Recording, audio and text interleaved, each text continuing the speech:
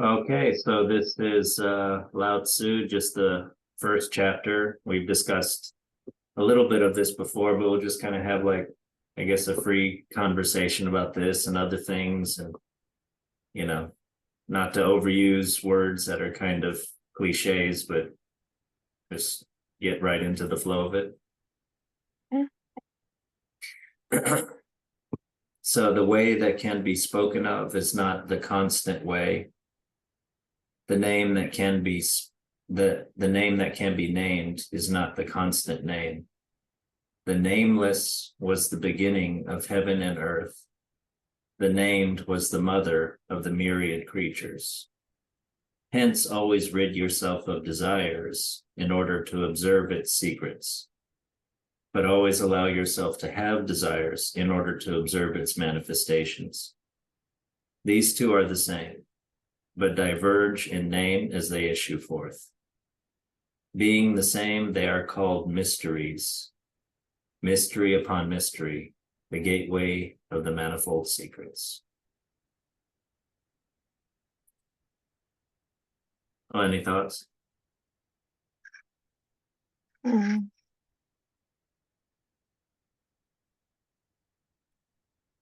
Yeah, I feel like it's talking about just being accepting or comfortable with not knowing Yeah, yeah. mystery. Like, since I guess as we have a tendency to want to label and, like it's saying here, putting a name to everything. But maybe it's saying that's just there's just things in life that are just meant to remain a mystery. And maybe that's part of finding the way. Accepting that something is reason is that ultimate, the basis of reality is a mystery. That's what you're saying. Mm-hmm. Yeah, but it seems like there is a dichotomy here, like there's the named and the unnamed. And yeah, I agree that yeah, to find the way in life, one has to accept the ultimate mystery, groundedness of things, the groundlessness of things. But then yeah, one does have, and to do that one has to not have desires. I mean, that seems important. Like, because our desires tend to want completion. Like, I have a desire for food, I want to satisfy it so that I no longer have that desire. Sexual desire, you want completion, and you desire to do something to get rid of the desire. The desires are always for something named, for a manifestation of something, or you want to manifest your desire. Desires can lead you towards the named things, towards specific things, and lead you away from sort of an acceptance of like formlessness and ultimate mystery.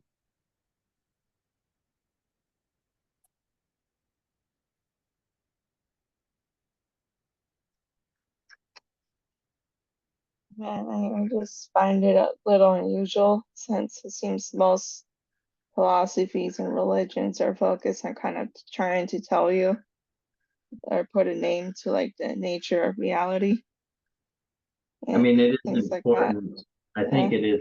I mean, even this was giving a place for the names. And I do Mm-hmm. think there is a big place, as for named things like emotions, relationships, obviously more practical things. There is like a psychological, it helps psychologically to have things be named. But yeah, I think the point is not to have too much faith in the named, to be open maybe to like different names, just one has to be careful with that feeling of like certainty. And yeah, I do think any system, like a religion or a philosophy or anything else, there can be a like a danger with, yeah, the named. I mean, names bring power, like in law, for instance, a lawyer can manipulate the use of names to sort of, obscure the truth, or sort of help something bad win over something good.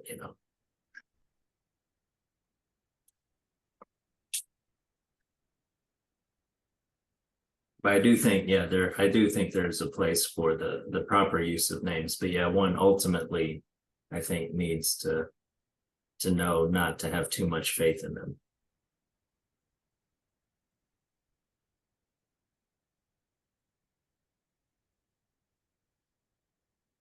Keeps talking about the myriad creatures. I mean, I assume that's just,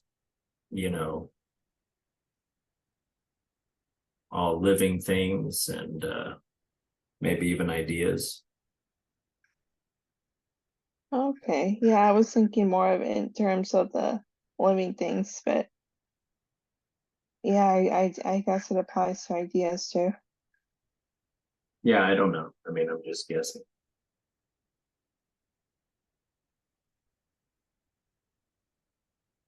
But yeah, there does seem to be a dichotomy that, you know, one thing that caught my eye was the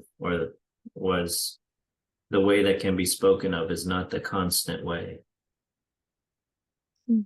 I mean, we tend to think of constants as like something permanent, as and something reliable. It gives us comfort, maybe. Mm.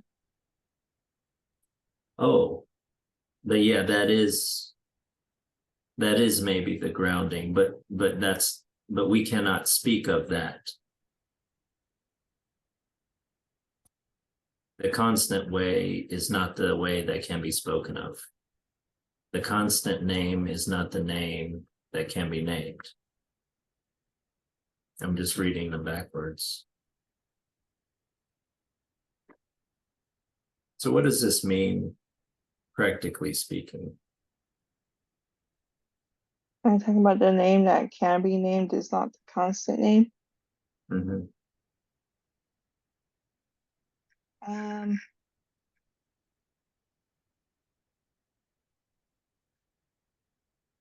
I don't know, I think maybe it might be referencing to like our limited perception at a moment in time. So when we name something, it's because we kind of have an idea or perception of what it is in that moment, but Yeah, we're like not, yeah, but we're not thinking of how that thing is, might be like, kind of ever changing or kind of out of the realms of our own perspective and yeah, understanding.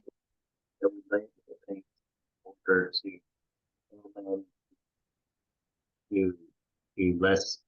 um, to give a name to our perception of it, but that is a projection from our minds, gives us psychological comfort. I mean, there's use to it.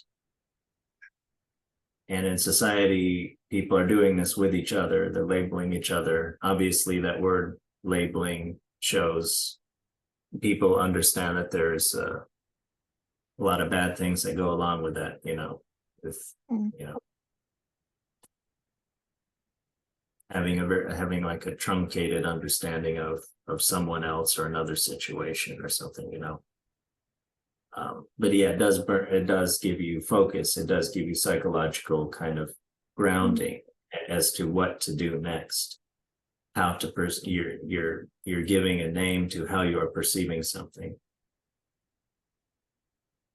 But yeah, certainly that does not encapsulate the reality of the thing that you're talking about, and certainly not of all things. Or it's interesting. I've in group philosophical discussions, I in like the facility that I used to do, with other people, I did sometimes come to this sense of kind of,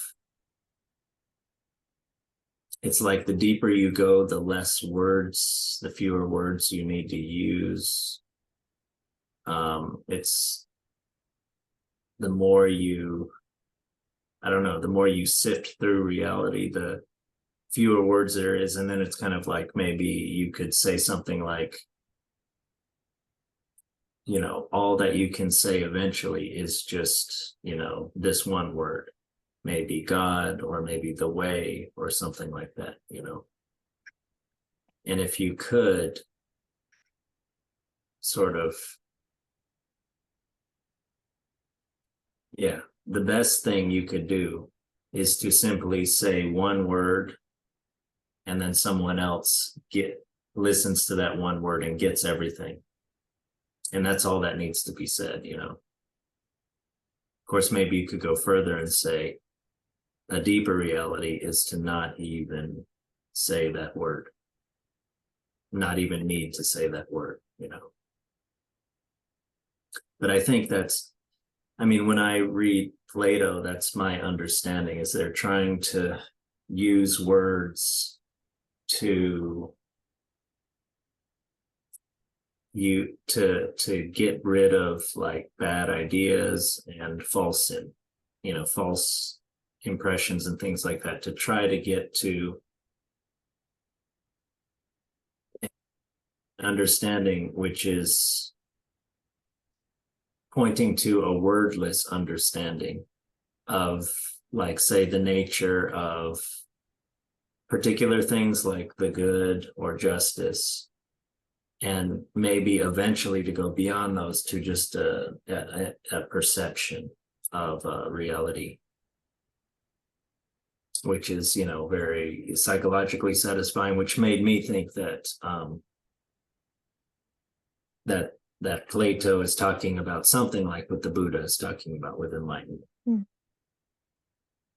I think I've told you that I was really moved times that I've read about Buddha's, when he was alive, like some of his question and answer kind of sessions. And sometimes people would ask him something, and he would just, in reply, sit in silence. Because the thing, I guess you could say in a quotidian way that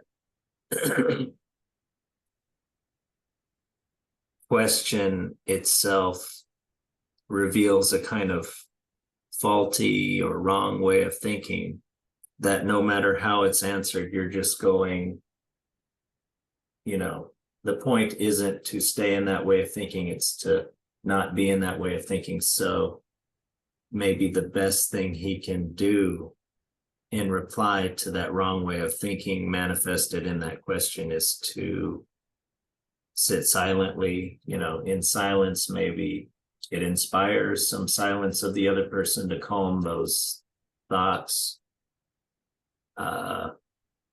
Maybe it inspires some patience or feeling of compassion or something that can just, a couple of millimeters can start to adjust you, and then of course to extend that analogy that, going forward, having adjusted only a couple millimeters, you're only slightly on a different path, but 100 miles away, that slightly different angle, you're in a completely different place, later on.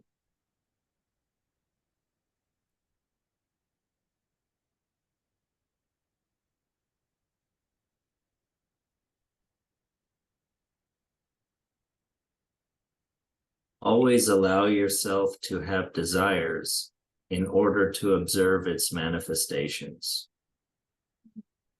This is one thing for me. It's like there's a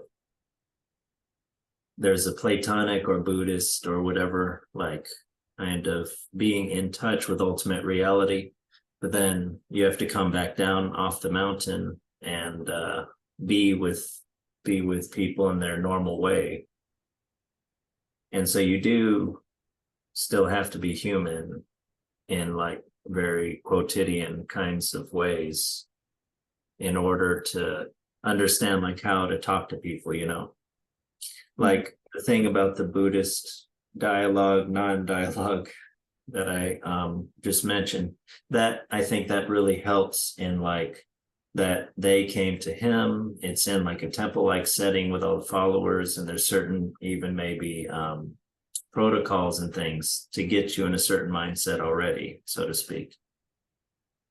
But outside of the temple or the top of the mountain, you know, for like wisdom to help in some way, regular people in regular situations, you do have to kind of like speak their language, have desires, etc., understand people. Plato talks about how like more sort of good souls or something like that, like take longer to develop. They they won't be as good a judge at first of others, like because of sort of people who are looking to sort of take advantage of others and things, sort of know clever tricks and things and sort of fancy themselves as being smarter than others, and other people as sort of, you know, idiotic innocence and things. Like it takes a while to sort of to, I don't know how to speak people's language and understand the way people are navigating the world in this, you know, in reality, in the social world.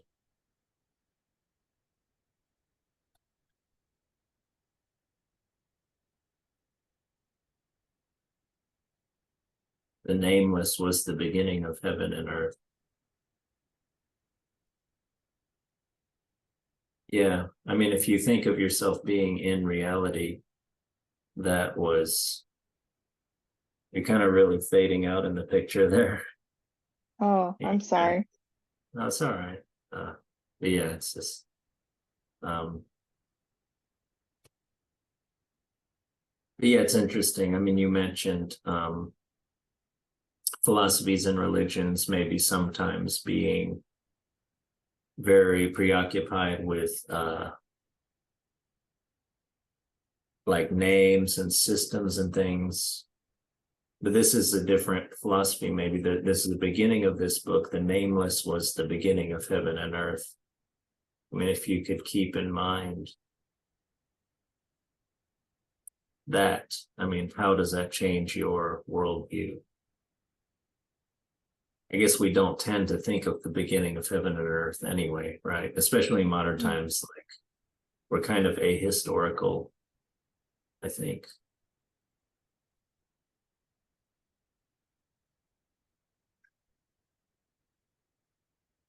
I don't know, like I kind of take that line as kind of saying, maybe implying that we just don't know or something about the beginning. Uh, but that maybe in modern times, maybe we are kind of preoccupied with trying to determine that beginning. It's like with the Big Bang Theory, things like that. Um, Yeah, most people aren't. So. yeah, most people aren't. That's true. But And I think the scientists that are thinking of that are pretty odd. I mean, certainly they're trying to delineate things, they're trying to figure things out, but I think that kind of beginning is probably humbling and awe-inspiring. It's not exactly something that's maybe, you know, oh, we just figured out we're just floating on the back of a giant turtle, and you know, that kind of explains everything or something, you know, doesn't. I guess I think one concern is virtue, although I think this book is also goes beyond virtue, but and yeah, and anyway, so concern with virtue, and so being humility, being in awe, knowing that it is a mystery. But then again, I guess with what you're saying, scientists are maybe trying to delineate. They do ultimately want to know what happened, at least in principle. And this is maybe saying that it should stay a mystery, or at least you know that it can never be delineated, never be labeled.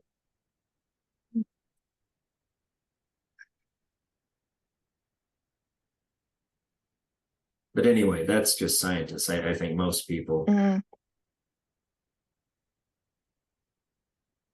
I mean, what do you think about that? Like your perception going back in time. I think I feel like in modern times, as we've gone closer and closer to this year, uh,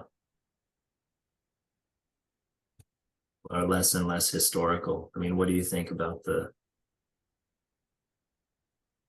being ahistorical, or having a sense of like being part of a continuum, going back to a mystery, going back to a nameless kind of thing? Mhm. I think the part of me is still wanting to find out what there was before uh what that nameless thing was. Um so yeah, there's been times when I'm just driving around and things and kind of wondering what there was before the galaxy or creation and things like that. Um I think a part of me maybe wants to know, but yeah,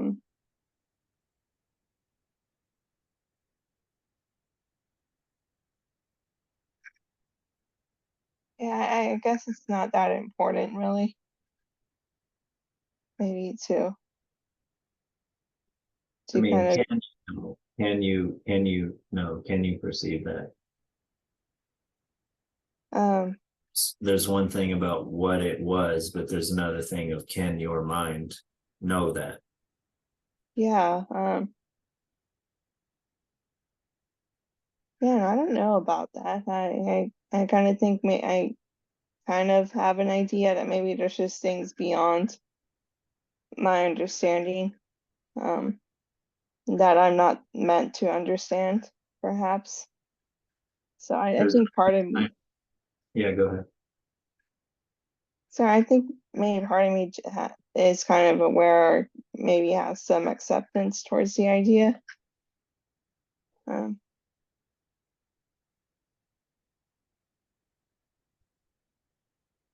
yeah, I think it's just something I haven't given complete thought to, though. Do you think there's freedom and acknowledgement? Well, is there joy in discovery of parts of things, parts of the past, and also freedom in the acknowledgement that you don't know a lot? Yeah, I'm not sure what my purpose is in trying to in being a bit curious about that. I kind of part of me doubts that it's joy, maybe. I kind of wonder,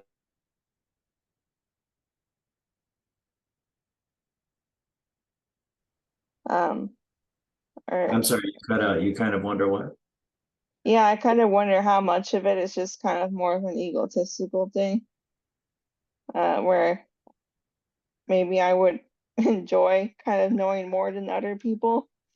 Um, Do you really think that? yeah, I don't know. Sometimes I don't trust myself, or I kind of doubt what my motivations are. Uh, I mean, that's a good thing to have, but I think it's also important to acknowledge some sort of transcendent experiences like awe or something, I think are good to have. And one should be careful about ego kind of, you know, guiding that or using that. mhm, But I think certain transcendent excuse me experiences are good for you, and they help to open you mhm, up, like flow or awe. And I think that's one thing I'm looking for in philosophical dialogue and all this kind of stuff, poetic kind of reading and bringing up quotes and things like that. Mhm. I just Yeah. want you to put the cart before the horse and like, well, I thought about it for 3 minutes, but then again, like maybe it's just my ego that's guiding this. I mean, are you getting a lot of money or prestige? You know, Mhm. Yeah, I'm not getting that I know of. yeah, Um, I mean, there is a danger in having too much ego. There's probably a danger in having too little ego. There's a I think I read, hopefully I'm just, hopefully I don't screw this up, but there is a Buddha pointed to problem of, well, anyway, I think there's a problem with, and I think psychologists have acknowledged this. There's like kind of two kinds of narcissism or something. But anyway, I think there's a problem with being too overly conceited and thinking you're better than everyone else. There's another problem with having too little ego or too little self-regard, something, at least practically. But I think there's something more to it than that. I think I can't place it, but I think there's something about what you said that you're sort of, there's something not right about short circuiting yourself before you even consider like things. mhm. Yeah, and I probably lean towards the latter of what you just read. Um, but yeah, I'm kind of always I know I don't trust myself or my motivations at times when it I mean, comes to those types of things. one needs to reflect on that, but Mhm. just it may be even a little bit, it's just not taking things far enough, I think, to just say, well, I just shouldn't trust myself. So I Mhm. mean, what does that imply? Like just not explore anything. I mean, Mhm. because maybe it's really the will to power that's guiding me.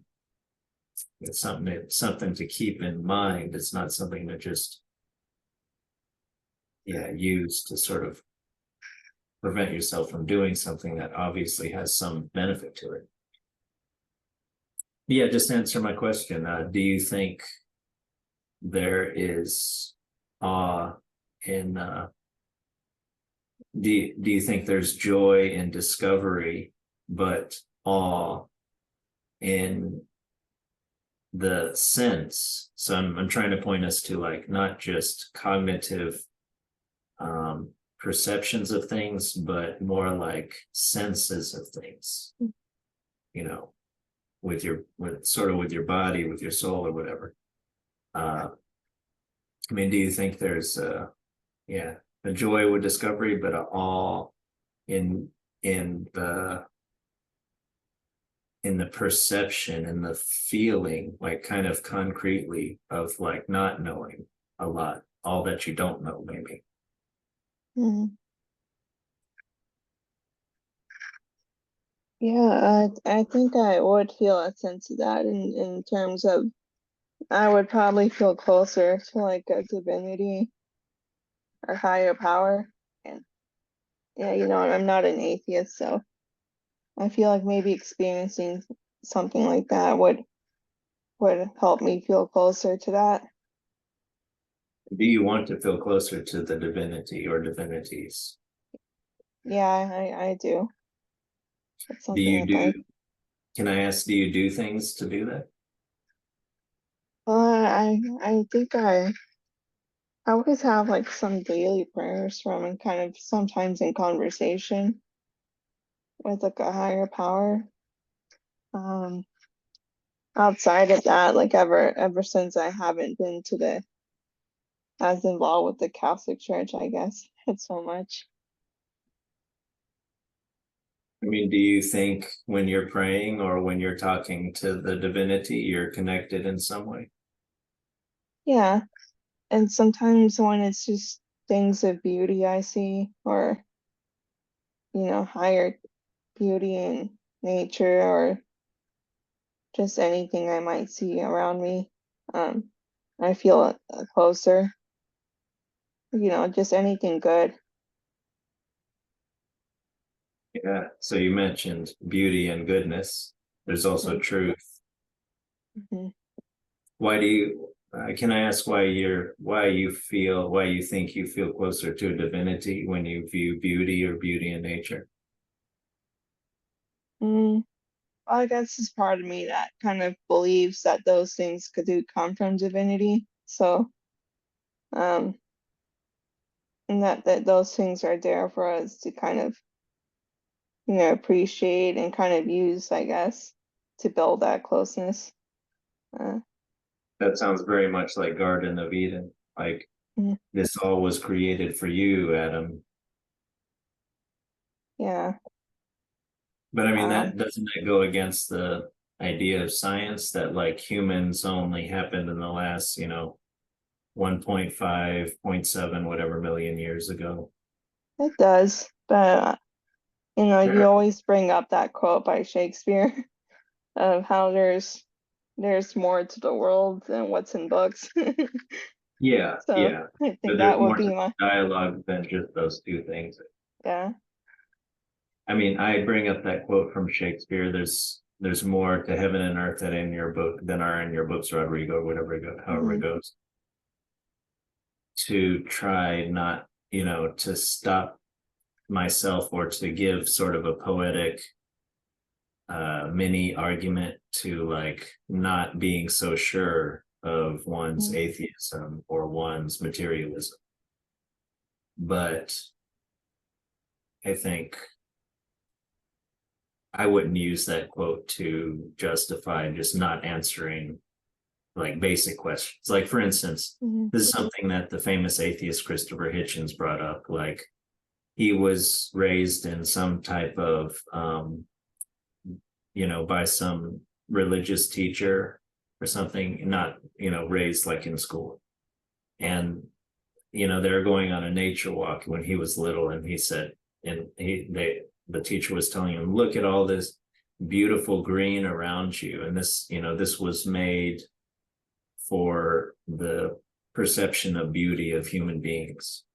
And he said, even as a little kid, he knew that was wrong. I mean, the eye and the brain and whatever is perceiving the beauty of the green developed way later than the green itself. So it makes no sense to say that the green, was like put there for you. I think the truth is much better actually than that simplistic like nursery tale kind of way of talking about it.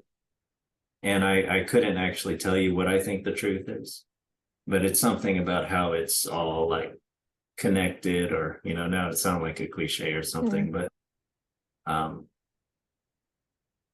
yeah. And I think this is part of the culture war or the sort of meaning crisis of our time, is that you have like the way that I'm talking, I could veer into the sort of more radical or somewhat, atheistic way of talking about it.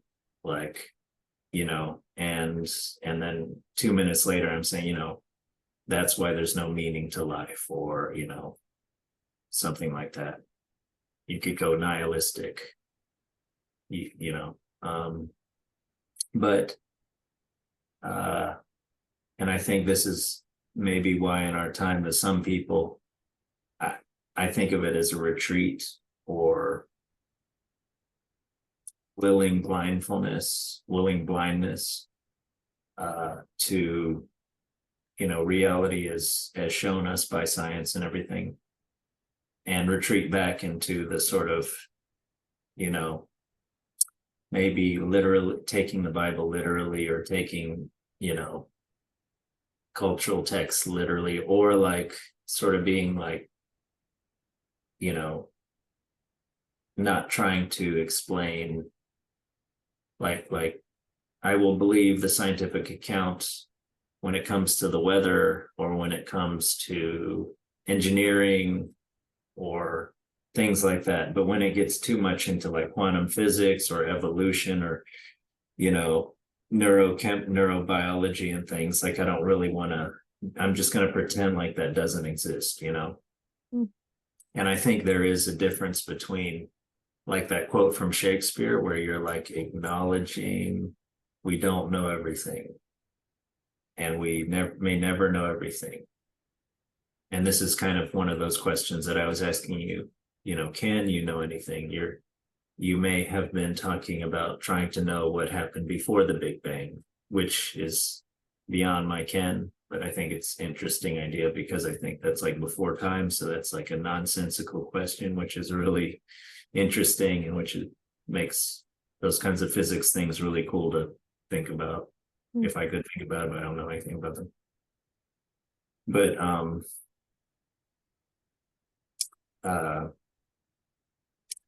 yeah, I think there's a big difference between putting out that Shakespeare quote or one quote that I like from Einstein, which was the world, you know, I'm probably butchering the quote, but the world is not only more mysterious than we know, but probably more mysterious than we can know, which really kind of blows me away.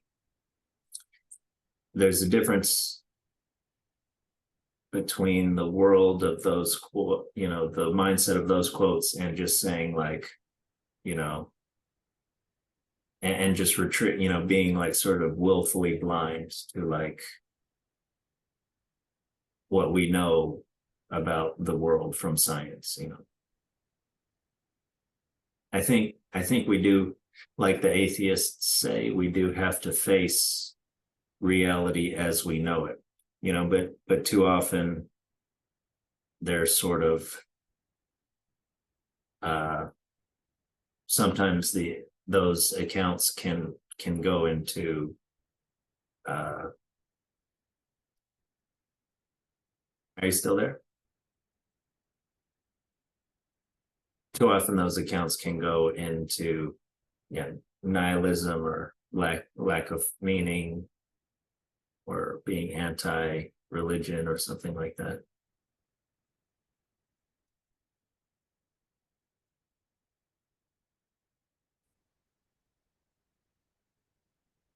But yeah, I think we do have to face reality as it is. Even if you didn't want to personally, I think politically we have to. There's just, I think part of the meaning crisis is so many people no longer believe like in the old gods or the old God. The, you know, we're not, and like Joseph Campbell says, we're not going to go back.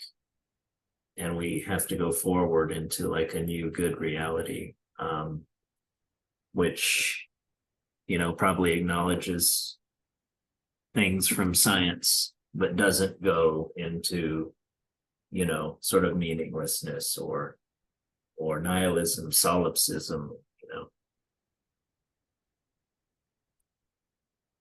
It's funny, you and I have known each other for quite a while now, and I didn't know you sort of would it be fair to say you harbor these feelings, these kind of conservative feelings of like kind of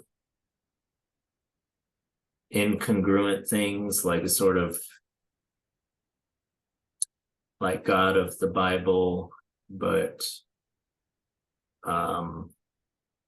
science, but not really putting them together, or not really knowing the relation, or not changing your conception of God, or some kind of rejection of the scientific explanation of reality. I don't know, like I just don't think science is just the only way of reality. So No, I'm yeah, not saying I at don't all. really see I don't really see why they should clash, really.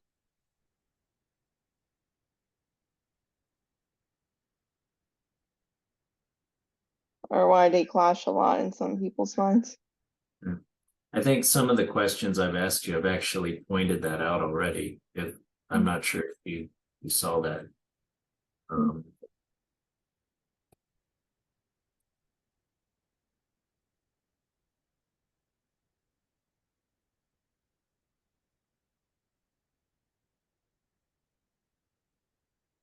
Yeah, more like I see one science could explain like one layer of reality, but like religion could add explanation like on another layer. Yeah, Um, yeah, that's kind of, I think I heard that in Catholic school. I think that's kind of yeah. Catholic, it's sort of yeah. But I think ultimately the yeah, that dualistic way of thinking is not ultimately satisfying. And I think that's kind of what what I was trying to talk to you about before we got online, is a sort of the cognitive science or philosophical way of thinking, or with Buddhism or Taoism, the sort of,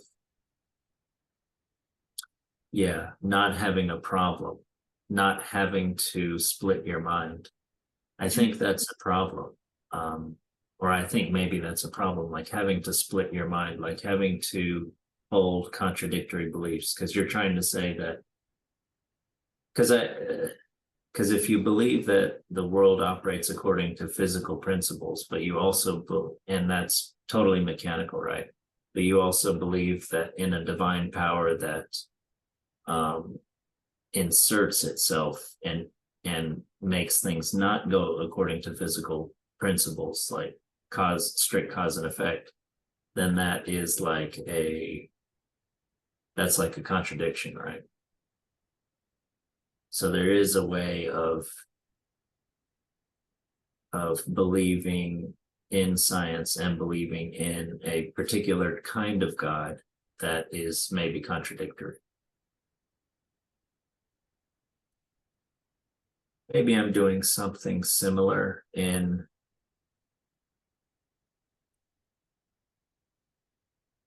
yes, I think I was telling you that, Vervaeke's idea is that it's not about propositional knowledge. It's not about this exists because of something. It's not about what you can put into words, which is sort of like, it's more about the different ways of being, of knowing and being connected to reality, to other people, to yourself, etc., to where those, you don't need to engage in that dialogue that we're talking about. I think that's kind of like a key to living, is, whatever your way. I don't want to say life philosophy, because I think people often take that to mean a propositional thing, a mental thing, so to speak, rather than a whole way of being, with your emotions, with your relationships, with your morality and decisions, with your total moment to moment perception of reality.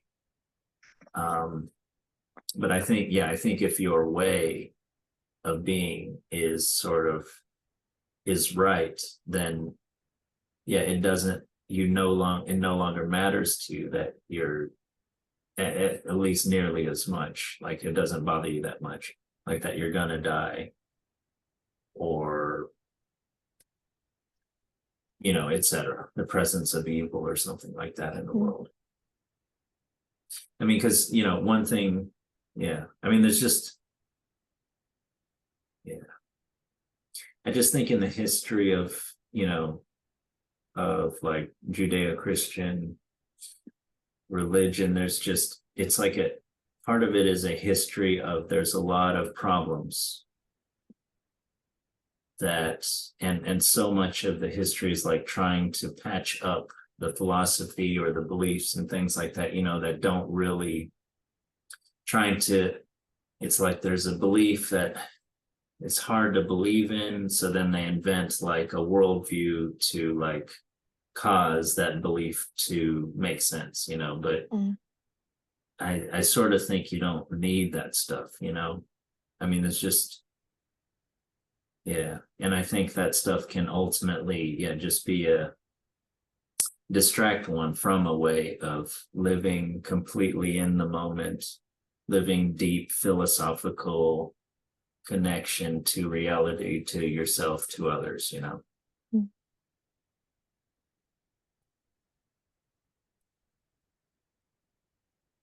But I get it. I mean, I've been in my version of where you seem to be, where I mean, would it be fair to say you're a little bit defensive about this kind of some parts of this conversation where I may be challenging like theistic beliefs or belief in God and things? Mm. I guess if you say so. Or you're not? Mm. I like to be challenging, but I don't want to hurt your feelings, right? Mm.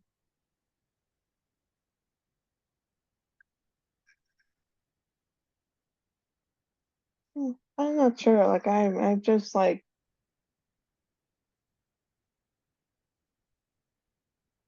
I guess I haven't really seen the problem with it or something, Mm, or why they're not compatible. mm.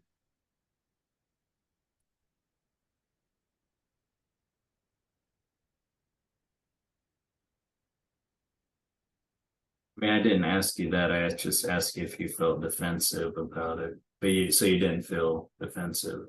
No, no, I wasn't feeling upset. Maybe confused. Mm.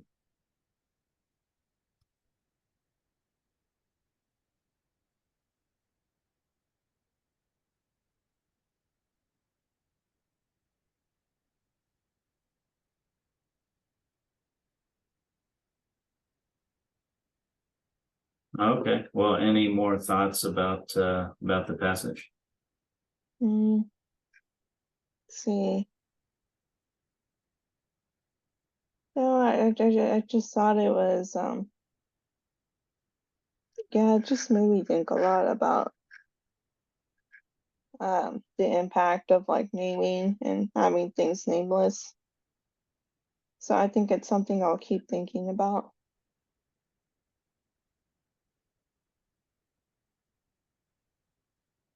Okay. Well, you want to try another passage a little bit later?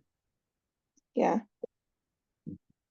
Well, yeah, I do. Just as a parting thought, yeah, I do think it's important to kind of to be light with the labels. You know, I Mm-hmm. guess naming is like labeling. I guess is a way of thinking about it that seems to be kind of good. Like, be careful the labels you give things, and I think it's good to give useful labels to things, but yeah, to be light about it. Yeah, and I think it's something I've had to learn to just not be as concerned about. Uh, I don't know. I felt just labels were just something I was more preoccupied with before. And it just caused maybe more problems for me. Oh, do you want to share that at all? It's just I was just kind of speaking generally just about, the anxiety I have. So maybe like preoccupation with labels or like um What do you just mean a kind of more black and preoccupation white with labels? thinking. What? What do you mean a preoccupation with labels? I think it's part of like black and white thinking. So you maybe labels to like um I don't know, like categorize something or like kind of label something as like right right or like not right. Uh yeah, just I think just labels are maybe part of that and it kind of yeah, Are you weren't talking about helpful making for me. moral judgment? Huh? What do you mean labeling? Right. Um let's see. Well, yeah, I think what you said, like moral judgments. Yeah. Okay, that seems like maybe a good topic for later. Hmm.